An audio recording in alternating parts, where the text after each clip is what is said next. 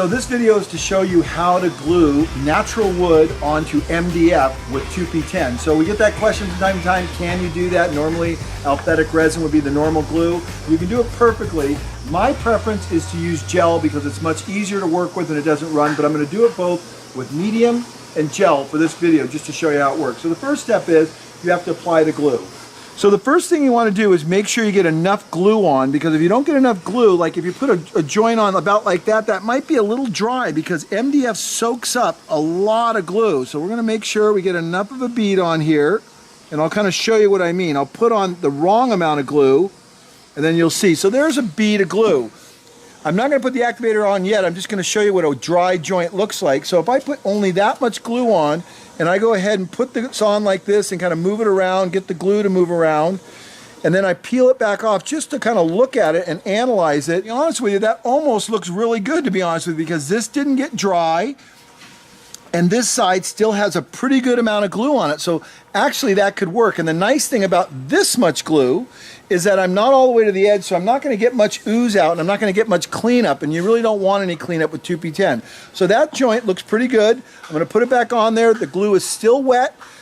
If it was dry or too dry, this would all be absorbed in and be kind of dry looking, but there is enough glue on there. So now the next step is a quick spritz with activator, and I mean quick.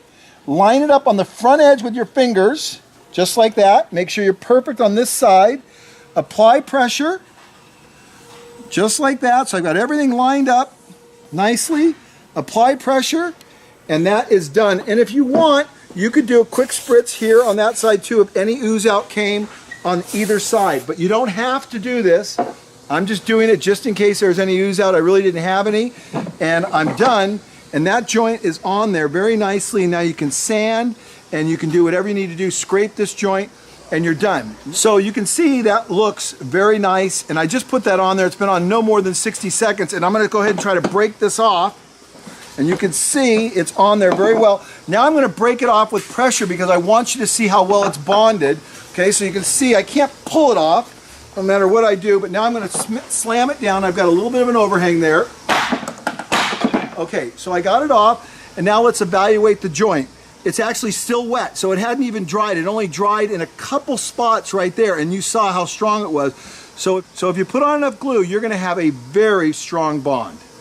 So now we just did the gel joint. Now we're gonna do it in medium, and you're gonna see why I don't like medium, even though it works great, because it runs. Look at, I'm already dripping all over the place, and the gel is so consistent. So you wanna put on enough glue again, just like that, and this is going to soak in at a much faster rate. So I've already got a little cleanup there. This is why I love gel for everything.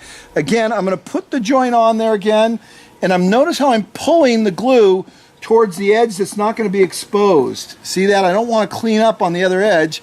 So you can see I have a nice wet joint. There's no way that's too dry. I've got enough glue on there for sure. So now that I feel comfortable with the amount of glue, okay, now I'm going to spritz it for just a split second with activator and glue it up instantly. Now this is not the normal way it's done. Normally you would put the activator on here first, put the glue on here, and bond it together, and you can do that. I'm doing it this way because it's so important when you need a structural joint or something to be really strong that you have glue that has penetrated into both pieces of wood.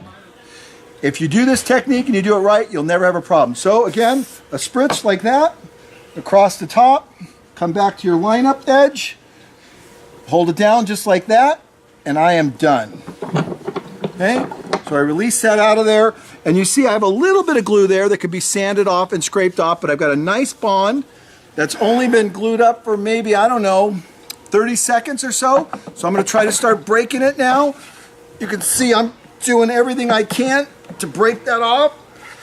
So when you get it wetted in on both surfaces, you get a really, really strong joint. Now I'm going to break this again. I know it will break, but we want to show you how strong it is and how the joint works. So here we go.